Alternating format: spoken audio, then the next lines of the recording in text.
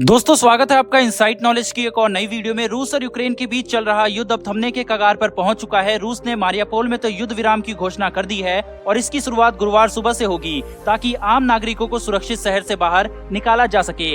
यानी कि एक तरफ यह युद्ध रुकता हुआ दिखाई दे रहा है तो दूसरी तरफ पावर का गेम स्टार्ट हो चुका है और इसके केंद्र बिंदु में भारत है, क्योंकि अगर भारत अपना सपोर्ट रूस से वापस ले लेता है तो यकीन माने रूसी अर्थव्यवस्था बुरी तरह बर्बाद हो जाएगी, क्योंकि अकेले चीन के लिए तब रूस की मदद करना पॉसिबल नहीं हो पाएगा।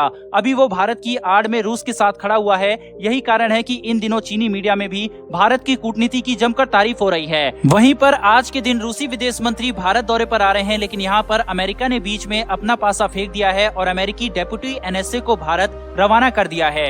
यानी कि एक बार फिर भारत अमेरिका और रूस के बीच में फंसने वाला है। रशिया ने अपने विदेश मंत्री को भारत में सैंक्शन ट्रेड इन मुद्दों पर बात करने के लिए भेजा है। अमेरिकी प्रतिबंधों की काट निकालने की कोशिश में इस समय रूस लगा हुआ है। ऐसे में उसे भारत की मदद चाहिए। लेकिन यहाँ पर इंटरेस्टिंग बात तो ये है कि जिस अमेरिकी ऑफिशियल ने ये सैंक्शन रूस पर इम्पोज किया है, या यूं कहें जिसने बनाया है, उस ऑफिशियल को भारत भेजा गया है अमेरिका के द्वारा। यहाँ पर जिस समय रूसी विदेश मंत्री भारत के विदेश मंत्री से मुलाकात करेंगे, ठीक उसी समय बाइडेन एडमिनिस्ट्रेशन भी नई दिल्ली में मौजूद रहने वाला है। भारत के लिए यूं तो दोनों ही देश अमेरिका और रूस काफी ज्यादा महत्वपूर्ण है। ये देखना होगा कि भारत यहाँ पर किस तरह से बैलेंस करता है दोनों को, क्योंकि ऐतिहासिक दृष्टि से जरूर भारत के लिए रूस काफी इम्पोर्टेंट है, लेकिन भारत अमेरिका को भी दरकिनार नहीं कर सकता। दुनिया में सबसे ज्यादा वॉर एक्सरसाइज यही दोनों देश साथ में मिलकर करते हैं। साथ ही अगर भारतीय सेना में 60% हथियार रशियन है तो अमेरिकन हथियार भी काफी हैं, जिसमें Apache helicopter, Chinook helicopter, P-8 type Poseidon aircraft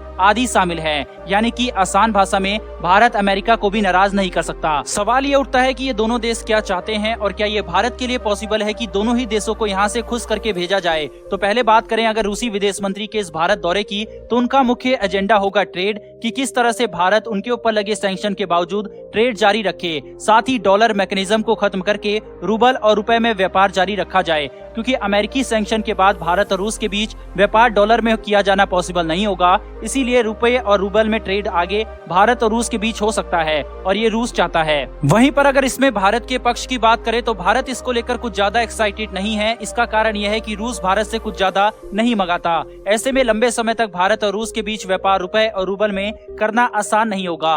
लेकिन जिस तरह से चीनी विदेश मंत्री भारत का दौरा करके गए हैं, तो ऐसे में ये उम्मीद लगाई जा रही है कि इसमें चीनी करेंसी युआन में व्यापार किया जा सके भारत और रूस के बीच, क्योंकि भारत और चीन के बीच लेन देन काफी ज्यादा है। हालांकि इसके लिए भारत को मनाना आसान नहीं होने वाला रूस के लिए। यही कारण है कि पहले चीनी विदेश मंत्री भारत होकर गए और अब रूसी विदेश मंत्री भारत दौरे पर आ रहे हैं। यहाँ पर एक और इंटरेस्टिंग बात तो यह है कि रूसी विदेश मंत्री भारत से पहले चाइना जाएंगे, उसके बाद भारत आएंगे। अभी तक देखने से यही लगता है कि चीन और रूस एक पेज पर हैं। वहीं भारत रूस के साथ तो है, मगर अपना बेनिफिट देखकर ही उसकी बातें मानेगा। वहीं भारत के ऊपर दबाव बनाने के लिए बाइडेन एडमिनिस्ट्रेशन को सेम टाइम भारत भेजा जा रहा है। अमेरिकी डेप्यूटी एनएसए दिलीप सिंह ने ही रूसी अर्थव्यवस्था को तहस नहस करने के लिए सैंक्शन डिजाइन रूस के लिए किए थे। उनको भेजने का मकसद यही है कि भारत को संदेश दिया जाए कि लॉन्ग टर्म में भारत कोई ऐसी डील रूस से न कर ले जिससे अमेरिकी प्रतिबंधों का असर रूस पर न हो। ऐसे में भारत के लिए क्या ऑप्शन बचता है, क्योंकि भारत बुरी तरह फंस रहा है इन दोनों देशों के बीच में। भारत के हक में यही है कि किसी तरह इस युद्ध को रुकवाया जाए, क्योंकि जैसे जैसे ये युद्ध आगे बढ़ेगा